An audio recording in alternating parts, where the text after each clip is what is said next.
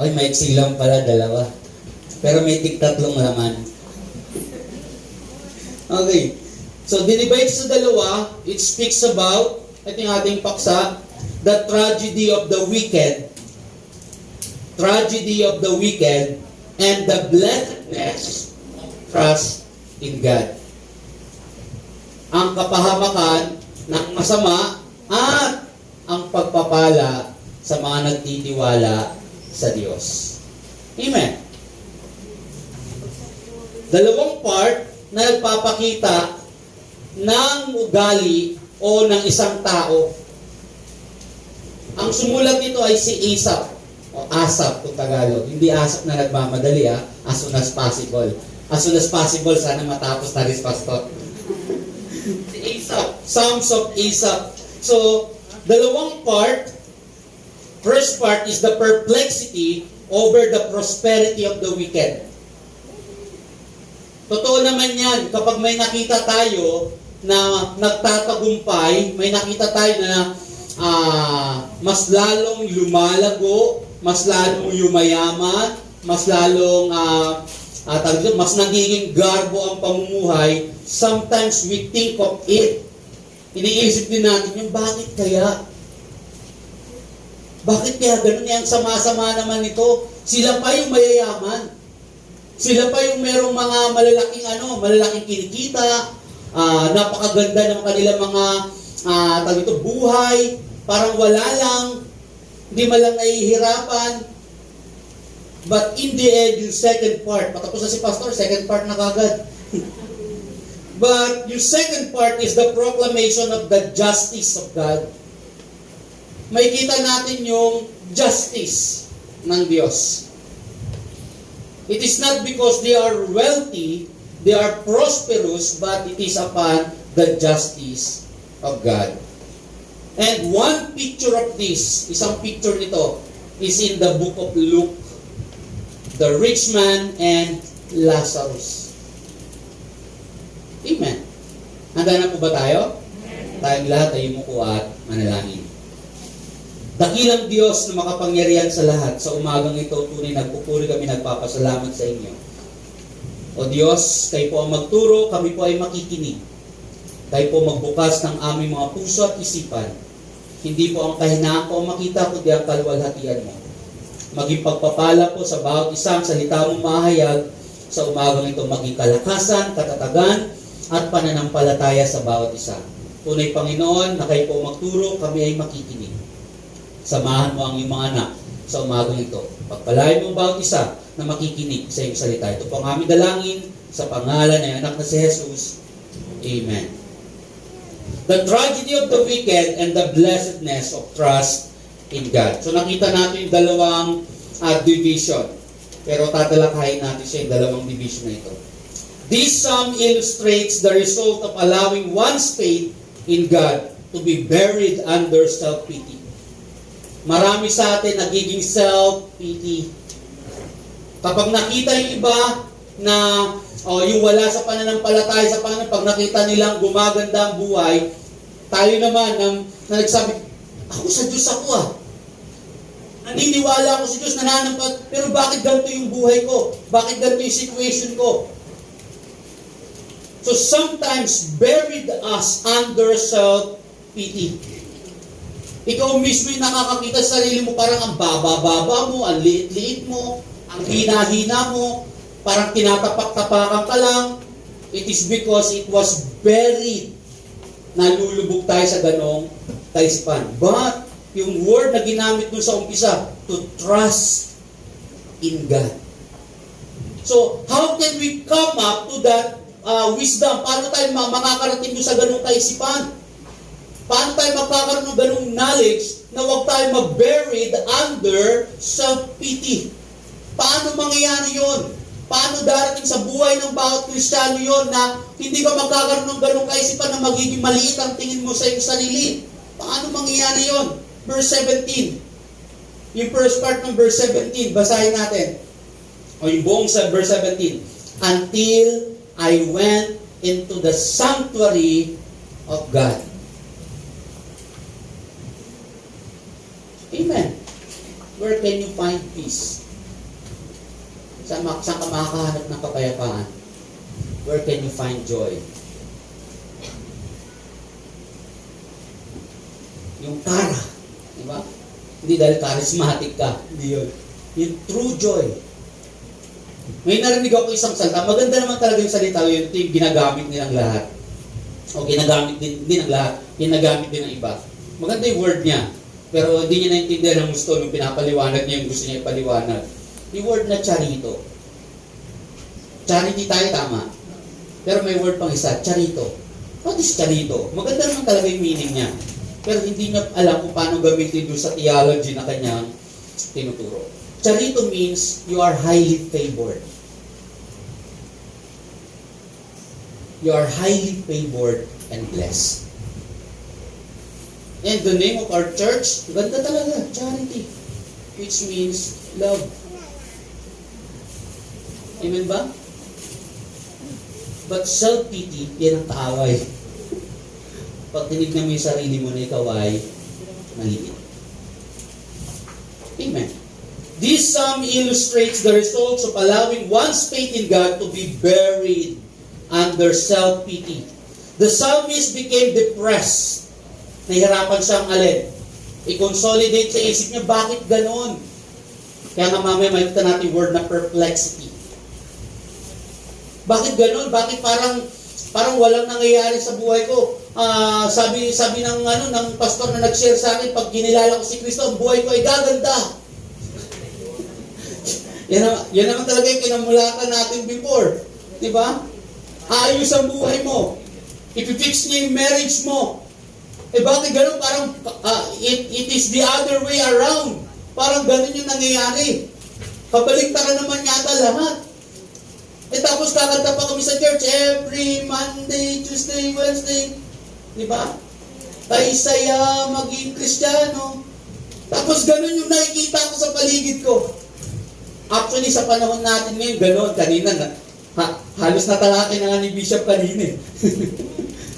Kung nandun kayo sa loob, may first mass. Ito yung second mass.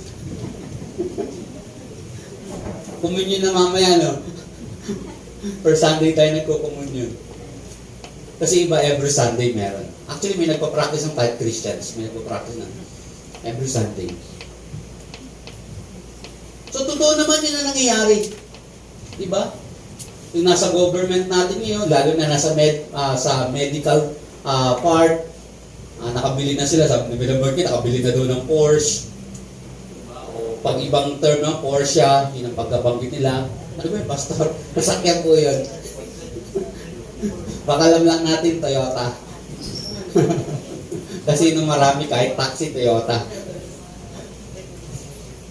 So, yung perplexity na yun, yung nakikita mo, division ng dalawang part na yun, sometimes it buried us under self-pity. So the psalmist became depressed when he contrasted the seeming prosperity of the wicked. Ba't nagtatagumpay itong mga to? Parang wala namang nakakapansin. Actually, dito sa binasa niya, sa verse 11, parang di sila nakikita ng Diyos. Parang di alam ng Diyos yung nangyayari sa kanila. Bakit parang patuloy pa sila nananalasa? Bakit patuloy pa silang nagtatagumpay sa mga panloloko na ginagawa nila? Kasi marami naman nagpapaloko. Wala naman loloko. Kung wala nagpapaloko. Tama ba? Sarado ang church. Naniwala din yung iba. Noong una, hindi natin alam talaga yung itsura. Kaya sunod lang tayo. Wala nakakaalam ng unang lockdown. Pero the other way around, natutuklasan lahat. Di ba? So marami ngayon sarado. Wala ring services. So, the psalmist became depressed when he contrasted the seeming prosperity of the wicked with the difficulties of living a righteous life. Nagpapakabuti ako. Diba? Ginagawa ko namang umattend ng church. Umattend ka lang. Pumunta ka sa church, di ka pumunta kay Kristo. Yun yung problema. Many come to church, but not come to Christ. Marami pumapasok lang sa loob ng church, nag-fill in ng bangko, pero wala kay Kristo. Amen. Mas maganda ikaw yung na kay Kristo kaysa nagpupuno ka lang ng alin? Ng church. So, that is the problem. Yung nakita nung ni Esau. Yung nakita niya. So, number one, perplexity over the prosperity of the wicked. Ano ba yung perplexity? Pag sinabing perplexity, inability to deal with, nahihirapang i-deal yung pangyayari. Inability to deal with or understand something complicated. Totoo naman parang komplikado. Yung masama, parang lalo pa silang nananagumpay. Tapos kami naman na nagsasabing Kristiyano, kami naman na nagsasabing nananampalataya, parang kami yung nahihirapan. So parang komplikado nga. That is perplexity.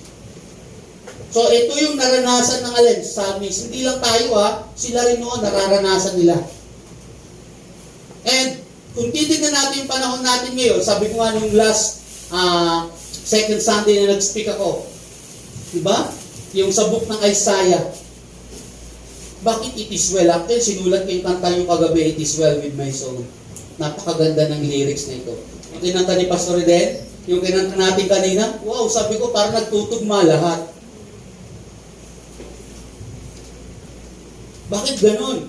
Bakit pa rin yung mensahe ngayon? Bakit hindi ang mensahe ngayon para encourage ka lang? Bakit ang mensahe ngayon pinaghahanda ka? Amen. Are you waiting for the coming of the Lord? Naghintay ba tayo sa pagbalik ng Panginoon? Dapat yun tayo. We are waiting for the coming of the Lord. Hindi tayo nandito para magsaya, magkantahan lang, lumipas lang yung oras. Iba, nagpapalipas lang naman talaga ng oras. Parang nasa mall. Diba? Punta sa mall. Di ba talaga bibili yan Ano gagawin? Papalamig lang. Tama ba? Magsasayang ng pamasahe kasi konti lang yung pamasahe. Naka-aircon ka naman. Tapos mabubusog yung mata mo dahil pagtingin mo sa paligid, maganda. Tingin kunyari. Dandaan. Window shopping lang pala. Diba? So it is the perplexity. So inability to deal with or understand something complicated or uncountable o unaccountable. So anong similar nito? Pag sinabing perplexed, confused. Confused. May Diyos ba talaga? Actually, ano yan tawag dito, dialogue yan talaga dapat ng unbeliever. Pag may nangyaring problema, may nangyari aksidente, di ba sinisisi nila ang Diyos? Tama ba? And sometimes, ina-adapt natin kahit tayo mga Kristiyano. May namatay. Lord, bakit mo kinuha? Hello? In the book of Genesis, sa Genesis pa lang, nung nagkasala si Adan, anong sabi? Surely, you will die. And then pag may namatay, Lord, bakit mo kinuha? Ikaw ba ay perplex? Baka ganun dahil siya yung breadwinner. Diba? O baka dahil siya yung talagang malaki yung income. O baka hindi pa nahati ang lupa. Pag hindi pa nahati, wala pang titulo. Mas mahirap na, no? Hindi pa nahati, wala pang titulo. Paano mo mga makukuha yung mana mo? Amen. Diba? Marami nandyan. Marami nakalagay dyan. Wag yan ang pagsikapan mo. In the first place, kung ikaw ay elect, kung ikaw ay believer, you are not of this world. You are only in this world, but you are not for the world.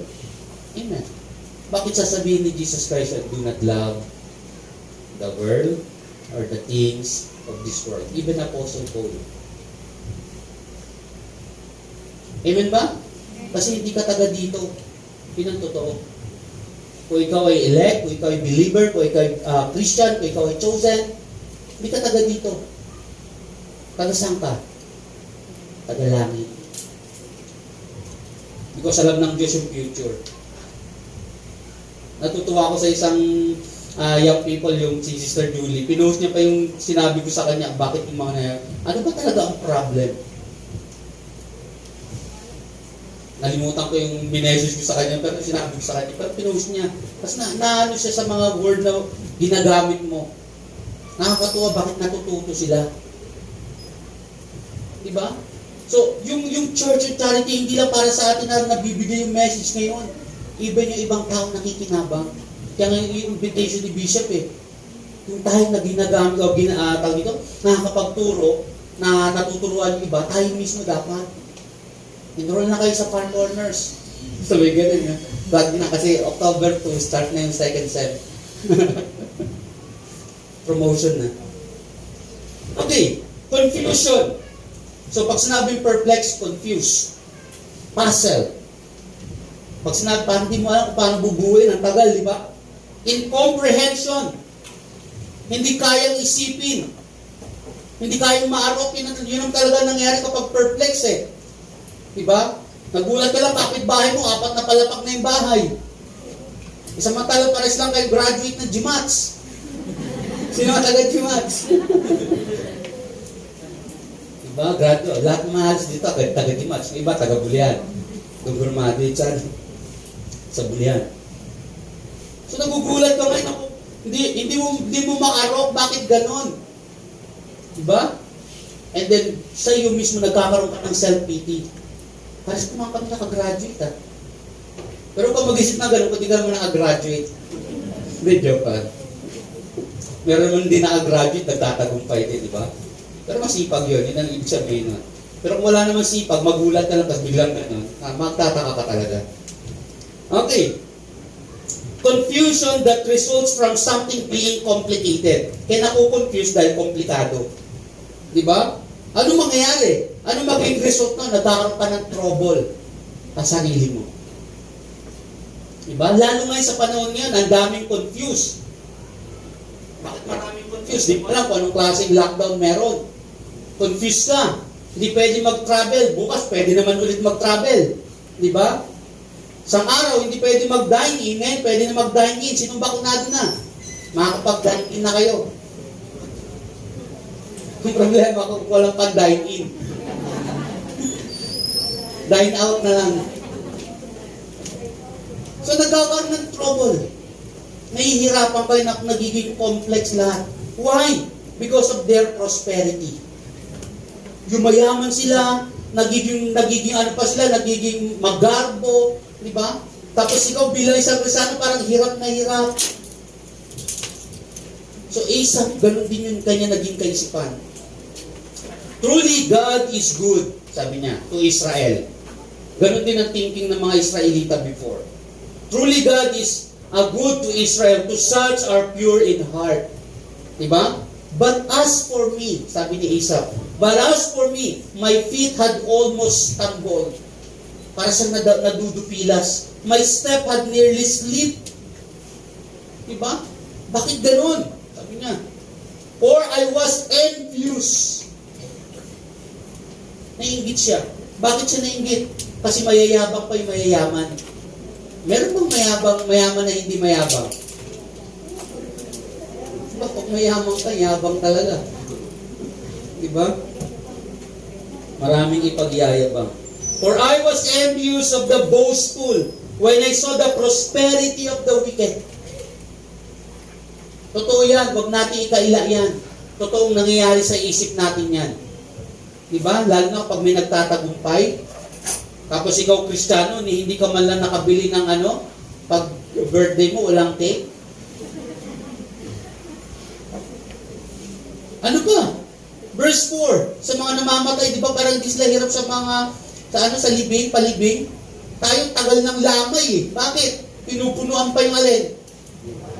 Pampalibing sa abuloy. Pero sa kanila, for there are no pangs in their death, but their strength is firm. Parang wala lang. Okay lang. Parang hindi nabawasan yung yaman. Tama ba? Tayo naman, hirap na hirap, di ba? Kapag hindi ang Kristiyano, may patongits na, may pasaklak pa, may pabitbo pa. Di ba? Baka may raffle pa dun, no? May palahabunutan pa. For there are no pangs in their death, but their strength is firm. They are not in trouble. Parang walang problema. Yun naman talaga tingin natin sa mayayaman eh. Parang walang problema sa pera, walang problema sa bahay. Di ba? Ikaw nag-iisip ng pambayad mo sa sunod na buwan. Kasi Judith na. They are not in trouble as other men, nor are they plagued like other men. Diba? Parang walang problema itong mga to. That is the perplexity. Parang ang hirap isipin. Ang hirap ito. Lord, Kristiyano ako eh. Bakit ganon? Parang hindi ko may pagtagpo yung nangyayari. Sabi mo, Panginoon, kapag nakipag-isa sa iyo, di ba? Ano sabi sa 2 Corinthians 5:17? Bahay, lupa, kotse, magandang ano? Ano sabi doon? 2 Corinthians 5:17. New creation. Amen. All things passed away because you are being born again. Nakuha natin. Pastor, nasan doon yung bahay, lupa? Nasan doon? Ano sabi ni Jesus Christ dyan? You have troubles in this world. Ay, meron pala talaga. Akala ko ang buhay ng Kristiyano masayang tunay.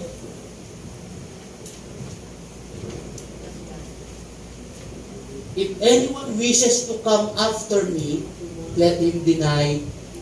Parang wala akong nabasang prosperity, no? Let him deny himself and take up his cross daily and follow me. Because it is not the riches of this world. Kaya ang hirap mag-comprehend. Kasi bakit? Kapag ang preacher ipinakilala ganun ang mangyayari, hindi ka magsasacrifice para kay Kristo. Hindi ka matututong ibigay yung buhay mo. Di ba? Yan yung sinasabi ni Jesus Christ. Pastor naman, para namang hirap talaga maging Kristiyano. Yun talaga yun.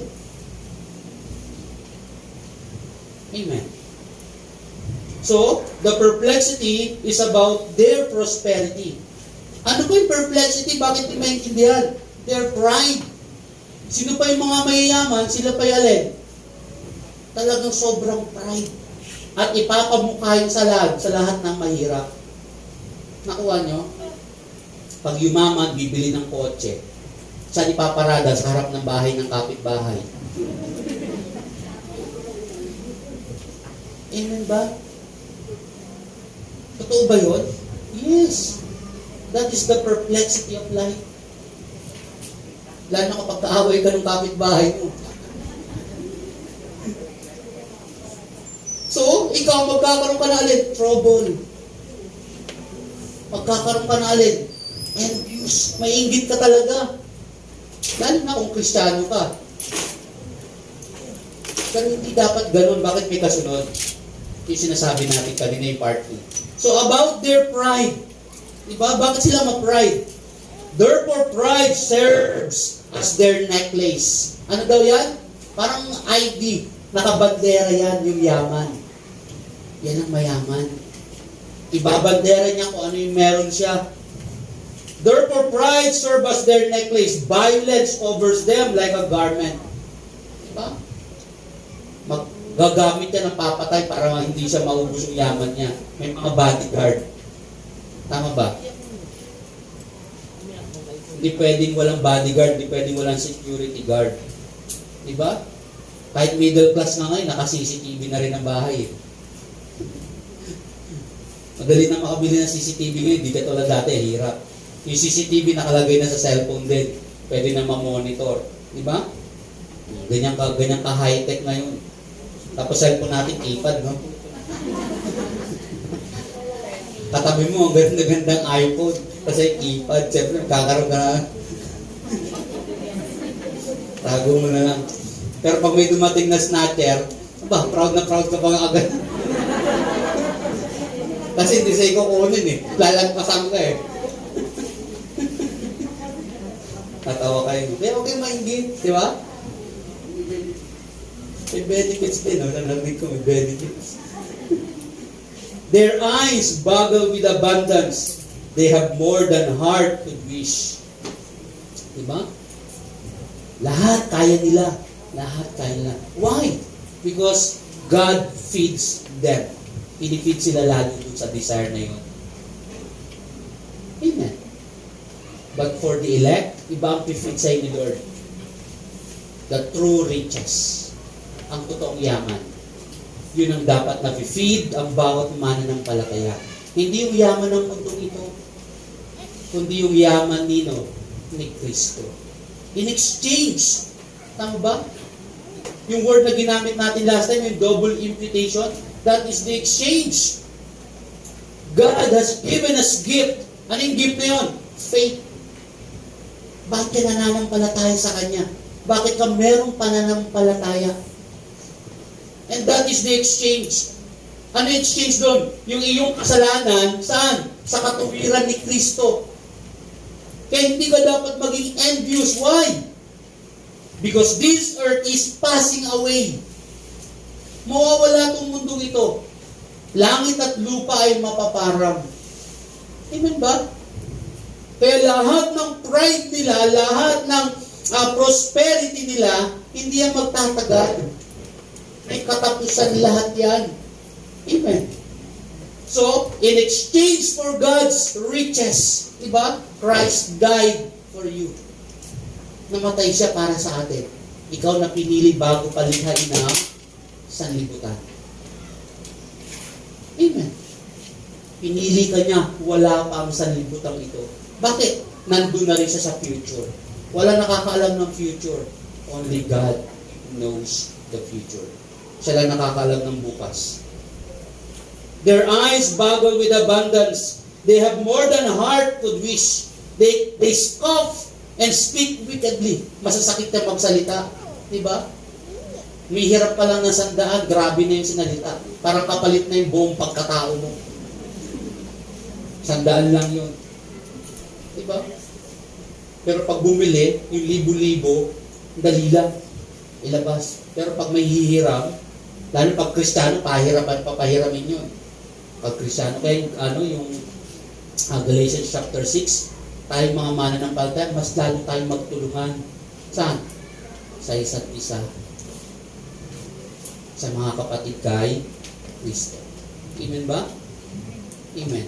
Kasi hindi mo naman kapatid kay Kristo yung mga unbelievers na yun. At huwag na tayo mag-isip na lumapit sa kanila. Diba? Tayo mga mananampalataya, tayo lumapit. Di ko inano na maglapitan sa isa't isa. Social distancing ngayon.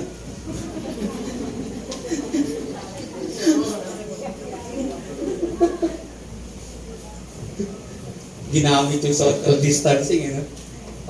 Social distancing. Dapat tayo magtulungan magkakapatid kay Kristo. Diba? Sinabi ng salita, magpasanan tayo ng alin? Dalangin. Amen ba? Kung nakikita mo na, kung alam mo naman, pasanin mo rin yung kanyang pasanin. They scoff and speak wickedly concerning oppression. Talagang pabibigatin niya ng pabibigatin. They speak loftily, inulit pa. Diba? Wickedly na nga eh. Oppression na, loftily pa. Lalo kang ida-down. They set their mouth against heaven. Sabi mo, Kristiyano ka, nasa ng Diyos mo? Nakita niyo? Diba, born again ka? Nagsabi sa'yo, iglesia ni Manalo. Tapos doon ka lumapit, tutuyain mo yung pagka-Kristiyano mo.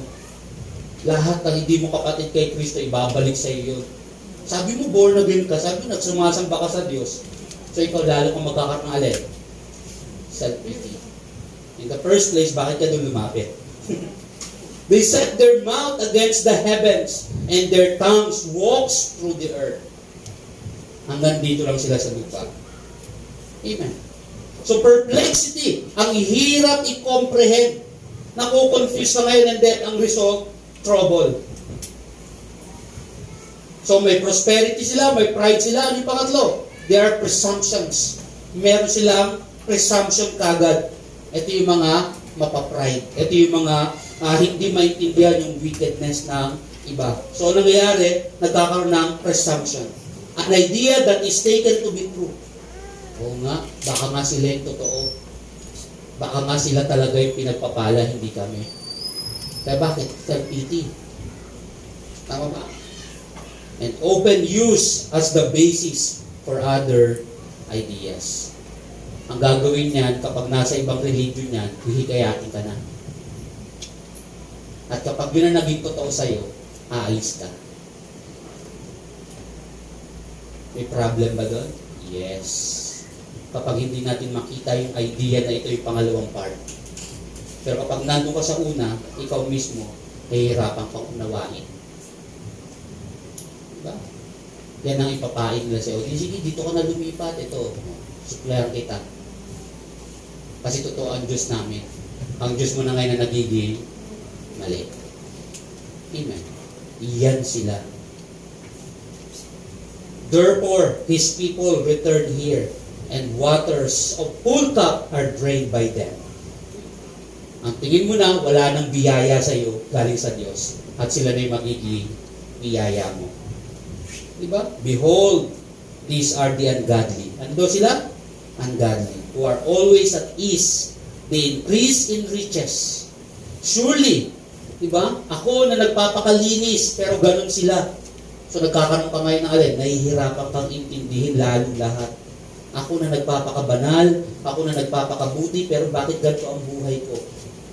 Lalong-lalo na sa panahon natin ngayon. Namamayagpag ba sila? Yes. Magkano ba ang patient? Ha?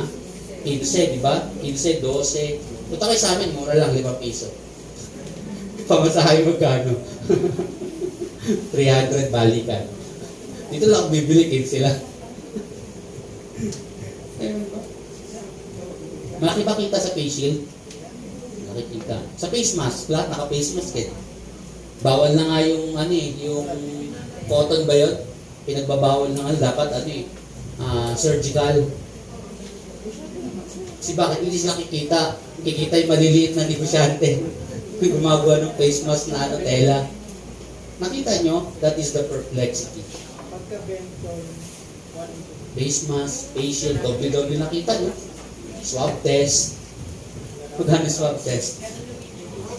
Kapag 24 hours, within 24 hours lang, 5,000 ba?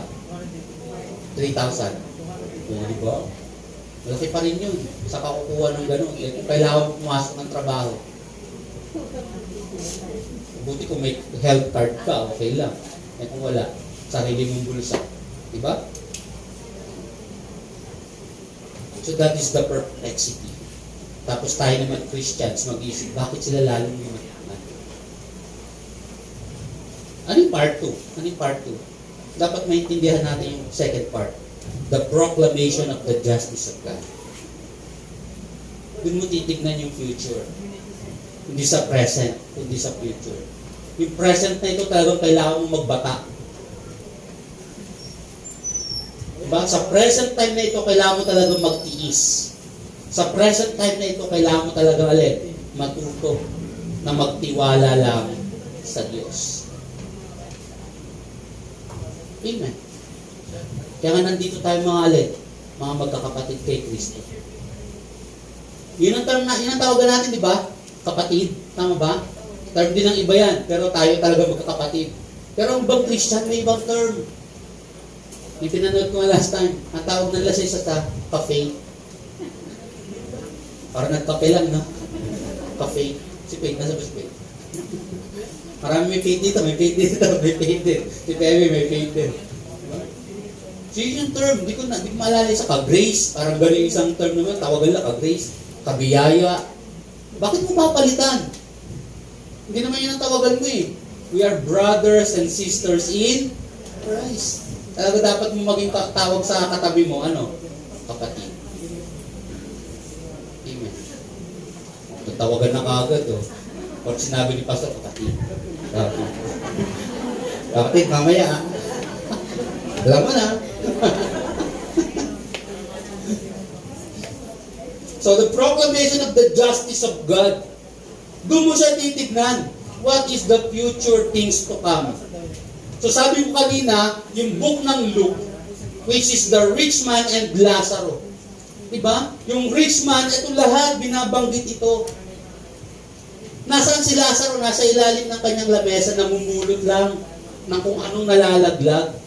Diba? Baka nga yung nalalaglag doon, sinasadya talaga ng mayaman. Ay, itong tira-tira. Oh. Sino kasama ni Lazaro sa ilalim? That is the picture of what is happening. Mumu lang. Hindi mumu na aswang ha. O, multo ha. Aswang tuloy. Kasi maraming takot sa mumu eh. Kung ano yung nalalaglag, yun lang kukunin niya. At yung kasama niya doon ano? Aso. Diba? Kasi lang kumakain talaga ng alin. Pero what is the other way around? Yung kinakain itong rich man na ito, that is only the mumu. Part lang yan. Bahagi lang yan. What is the true riches of God? And ang sinabi ng Panginoon, hindi breadcrumbs para sa children. Amen. Kasi ang langit, hindi breadcrumbs. Amen ba? So that is the picture. And what is the common denominator? Talagang lahat darating doon. Ano yung common denominator ng dalawa? Mayaman at mahirap. They both died. At yung magandang picture doon sa pagkamatay niyo, sabay pa sila. Hindi mo sinabi doon magkaibang taon. Kundi ang binanggit doon, sabay sila. Namatay si mayaman, namatay din si mahirap. Hindi ibig sabihin ng Kristyano, mahihirap talaga, tinutukoy yun ha, hindi yun. Pero that is the picture nitong wealth na ito na minsan naiingit ang marami. But Lazaro, makikita natin kahit nagpupulot ng breadcrumbs, kahit nagpupulot ng mumu sa ilalim, wala namang binanggit na alin. Nagreklamo. Uy, ba't tilang nilaglag mo kalahating tinapay? Buo naman. Wala kayong nabasa, tama ba? Wala. So wala siyang alin, reklamo. Even Apostle Paul, yun yung kanyang sinulat. Naranasan ko lahat. Pero ano sabi niya? Naging kontento ako. Amen. Naranasan ko maghirap. Naranasan ko maguto. Naranasan ko mabugbog. Naranasan ko makulong. Diba? Naranasan ko kahubaran. Sabi ni Apostle Paul. Pero lahat ng ito naunawaan niya. Because kontento siya sa lahat ng nangyari niyo. Kung mabuhay ay kay Kristo. Pero mas mabigat niya inani eh. Kung mamatay, mas maganda pa nga para sa kanya eh. Pero sa atin niya, ayaw eh. Parang gustong-gusto yung mundo, yakapin eh. Ang sabi ni Apostle Paul, mabuti para sa akin ang mawala na nga eh. Bakit? Kasama ko na ang Diyos. So lahat yung kontento siya. Same picture saan? Kay Lazaro. Wala tayong nabasa doon na nagreklamo siya na namumulot lang siya ng alin. Breadcrumbs. Yung contentment na meron sino? Si Lazaro. But they both died. Pareha silang namatay. But it is the other way around. Kabaliktaran din. Anong meron sa mayaman? Ang picture na sinabi sa mayaman, nilibing. Nakuha nyo? But yung picture na sinabi kay Lazaro, carried.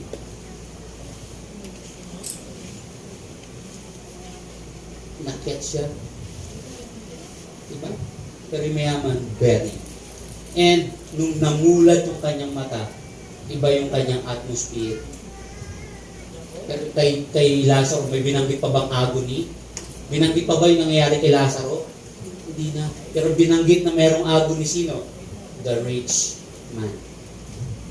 Punong-puno siya ng agony. So, the proclamation of the justice of God. So, ano yung meron doon sa proclamation? Dapat magbago yung perspective mo bilang isang Kristiyano. Hindi ibig sabihin, ano yung mayaman na, kayo mayaman, pumunta kayong pierno, hindi. Magkaroon ka ng ibang perspective bilang isang Kristiyano.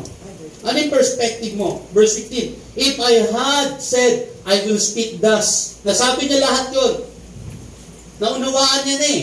Ni Asaph, naunawaan niya na from verse 1 up to verse 14. Naunawaan niya na. Naintindihan niya na.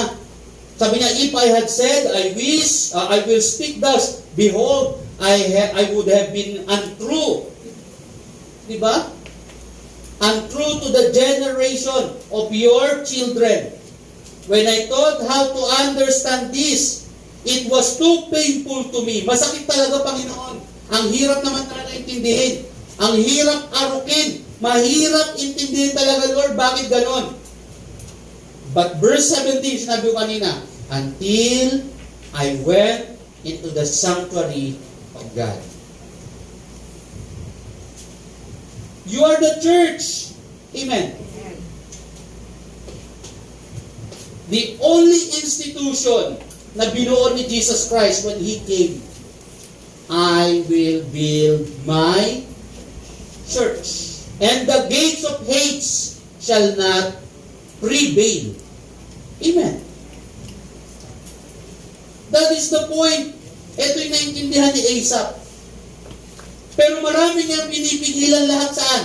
Pag-attend sa church. Amen ba?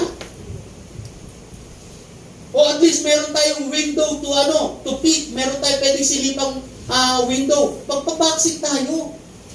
Tama ba? Kung ito muna yung window natin ngayon para makakita tayo ng way out. Gusto natin talaga magkaroon pa rin ng gathering. Kasi hihirap yung panahon eh. Tama ba? Palala ng palala, hindi naman pabuti ng pabuti. Palala ng palala. So kung meron kang to peek in, may sisilipan ka pa, may window ka pa, take this opportunity na magpabaksin. Bakit? Kapag nawala na yung pagkakatutsin, sabi ko nga kanina, di ba? Pag may vaccine ka, pwede ka na mag-dine in. So pwede ka pumasok. Yun ang ibig sabihin nun. So meron pa tayong opportunity to have fellowship. Amen.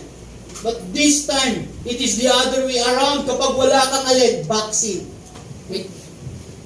Para lang po alam nyo. Only vaccine po kami. Amen ba? Bakit ko nilagay na? Kasi gusto ko ipakita din. To encourage everyone. Yung mga takot, huwag tayong matakot.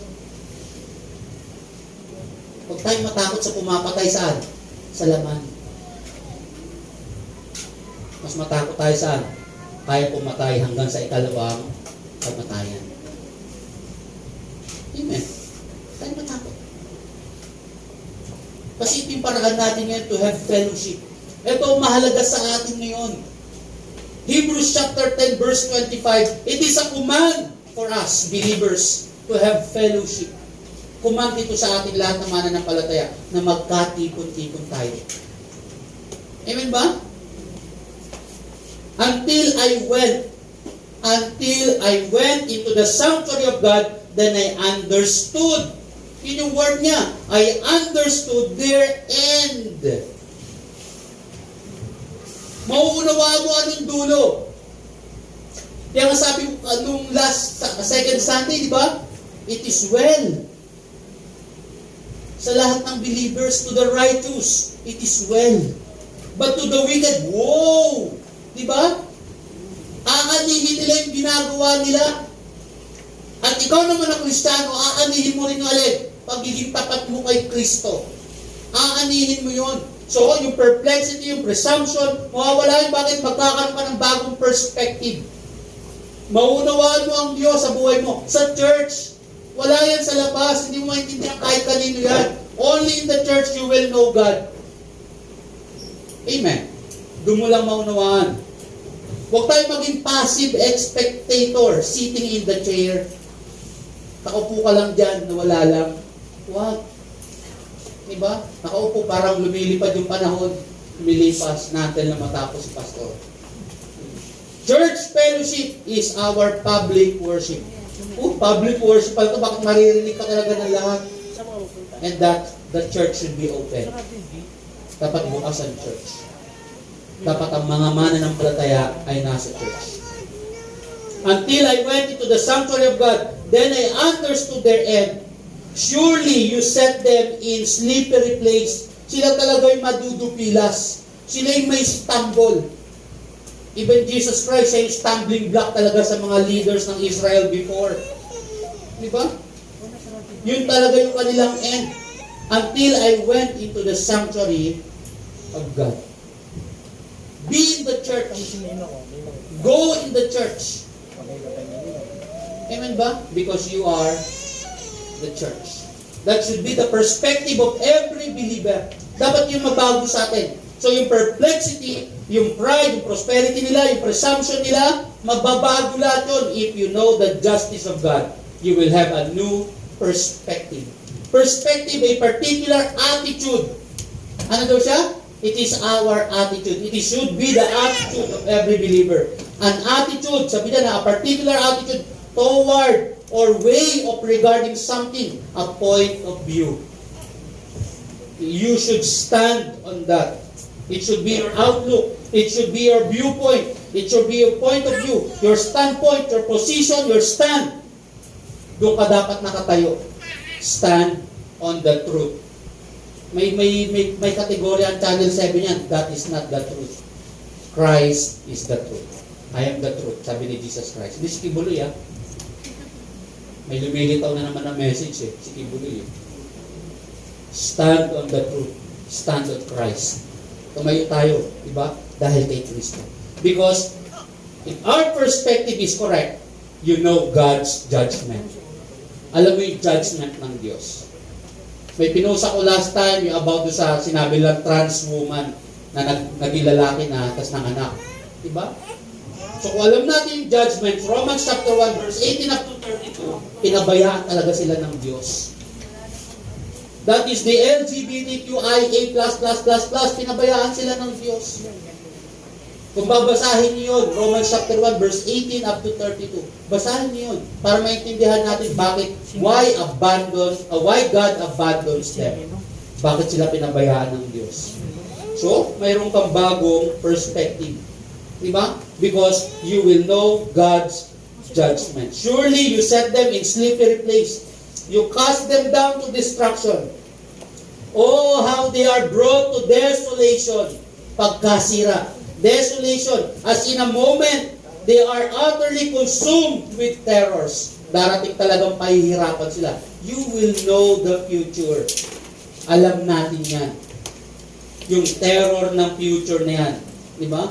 Pero bilang isang nakakilala kay Kristo, hindi pa rin ibig sabihin hindi mo na sila sestra ng salita ng Diyos. Siran mo pa rin sila.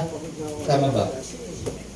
Because that is our duty as a believer in Great Commission. Hindi yan trabaho ng pastor lang. Trabaho yan ng lahat ng Kristiyano. Diba? They are utterly consumed with terrors. Verse 20, ano daw meron sila? Panaginip lang yung yaman nila. At pag nagising sila sa panaginip na yung bangungot pala. 20, as a dream when one awakes, so Lord, when you awake, you shall despise their image. Magugulat sila. Hindi pala totoo yung yaman na meron sila. Thus my heart, sabi niya, thus my heart was grieved and was vexed in mind. Diba? Ay, hindi na pala yung part na yun. Hanggang 20 lang. Yung judgment ng Diyos sa kanila. When they awake, pag nagising sila sa panaginip nila. Diba? Pag nagising ka sa panaginip na ano ka rin minsan eh. Na naginip kang yaman mo, saan na panaginip na lang. Hindi na ako nagising. Mas mahirap pag di ka nagising, iba yung nagisingan mo. Diba? So, we will know God's judgment pag nagbago perspective mo. And that is the judgment. Sila nananaginip lang sa yaman na meron sila. Pero yung langit hindi yan panaginip sa lahat ng Kristiyano. That is the reality. Kasi bakit? Pinangako yan ni Kristo. And the one who promised is true. Ang sabi niya, he who began a good works in you will be faithful to complete it in you. Hindi yan dito sa lupa. Yung pangako niya. Diba? Yan yung eternal life na pangako ng Panginoon. And, ano yung last part? Kung meron judgment sa atin, yung guidance niya. Papaunawa niya sa atin lahat ito. He will guide us. Thus my heart was grieved, and I was vexed in mind. Dapat mabago yung isip. I was so foolish.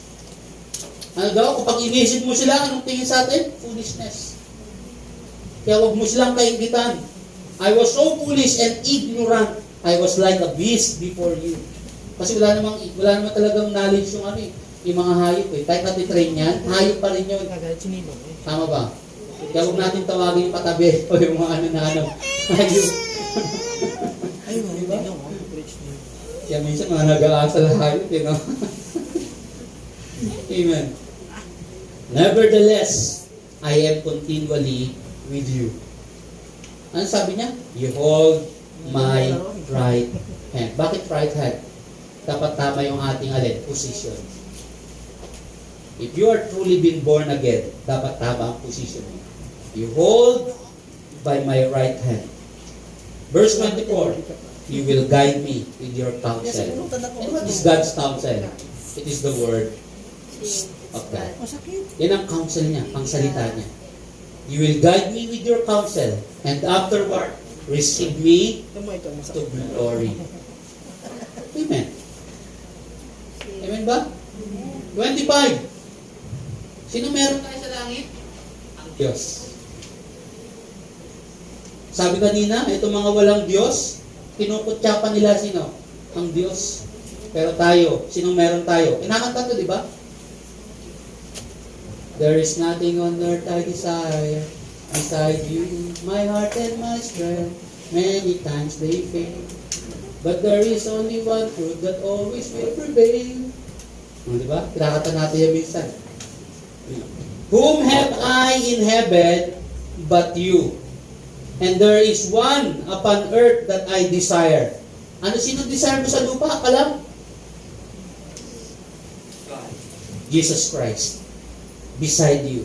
My flesh and my heart fail. Mag-fail talaga yan.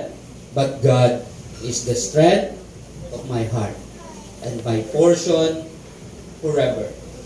Because He guides you with His counsel. And God's counsel is true. It is the word of God. Ito lang ang totoo. Amen. So, paano natin mauunawaan? Balikan natin verse 17. Go into the sanctuary of God. Dapat nandun ka. For indeed, those who are far from you shall perish. With sin, we are away from God. Tama ba? So those who are far from you shall perish. You have destroyed all those who desert your sabi niya, desert you for idolatry or harlotry. Verse 20, but it is good for me. Verse 17 and verse 20, but it is good for me to draw near to God. Amen. Draw near to Him, and He will draw near to you. Lumapit tayo lagi sa Diyos. I have put my trust in the Lord God, that I may declare all your works. Maintindihan natin yung lahat ng perplexity na yun, if we know God.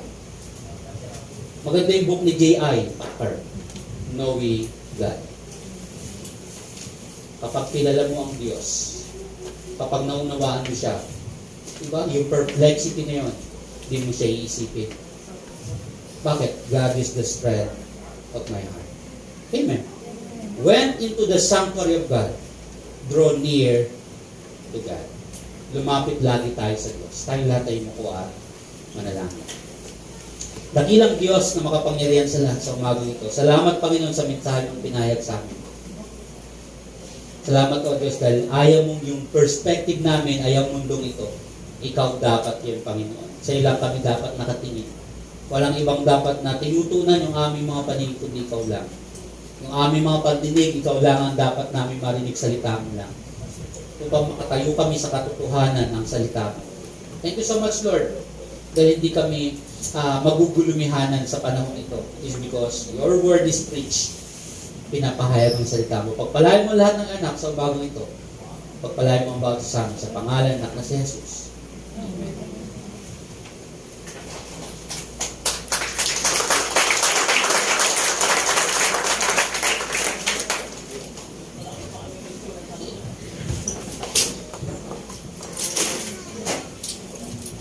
Amen. Praise the Lord. Salamat sa Panginoon sa kanyang mensahe. So, meron po ang kardada.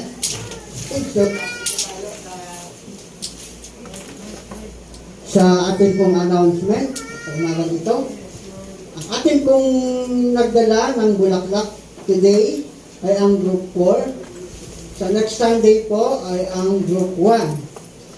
Ang ating pong prayer meeting every Friday Ito po yung nagsisimula ng 4 p.m. hanggang 6 p.m.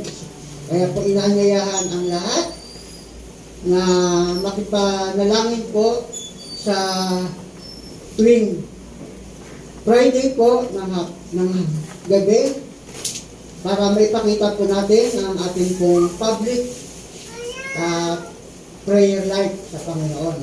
Sabi nga, kung tayo may private prayer life, ang bunga po nito ay ang ating public prayer life. Kaya kung wala po kayong ginagawa sa tahanan po ninyo at hindi po kayo pumupunta sa prayer meeting every Friday, nagkakasala po tayo. Nagkakasala po kayo. So kaya kinakailangan may pakita po natin ang ating private life prayer sa pamamagitan ng public. Pakita po natin ang ating pumbuhan, ang ating pananalangin.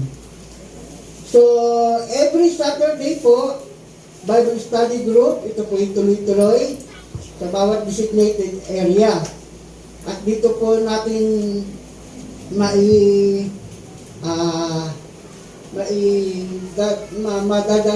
tawag dito, yung mga nais po nating mga bisita na bago pumunta po rito, pupunta muna doon sa ating designated area. Okay? Para sila po ay ma-evangelize muna, mapangaralan ng salita ng Diyos sa ating Bible study. Before na sila ay mapayagan na makasamba rito. 3 beses po silang kailangan dumalo muna sa ating Bible study every Saturday. Okay, so meron po tayong other announcement. Tawagin natin Sister Princess.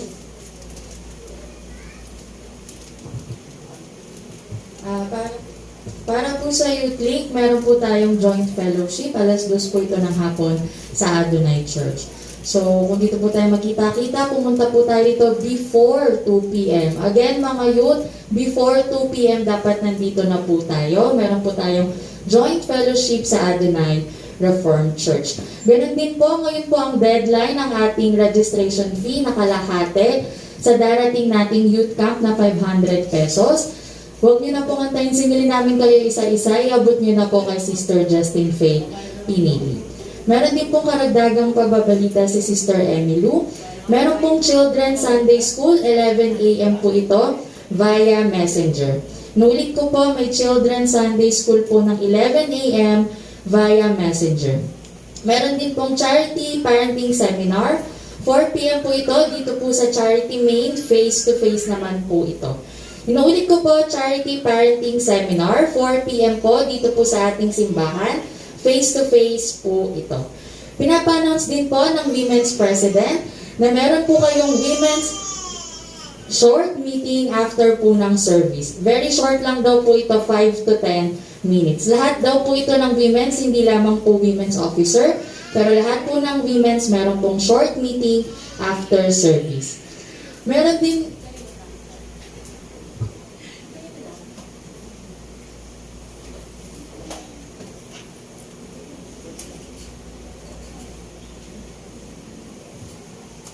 yung pong pinapaalala lang po yung contribution natin para sa IEBO.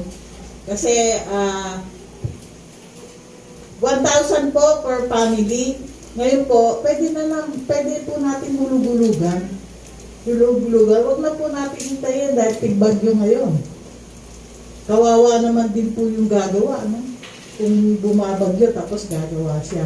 Yung pong contribution nyo, pakibigay na lang po kay Sister Lorna. Yun lang po. Thank you.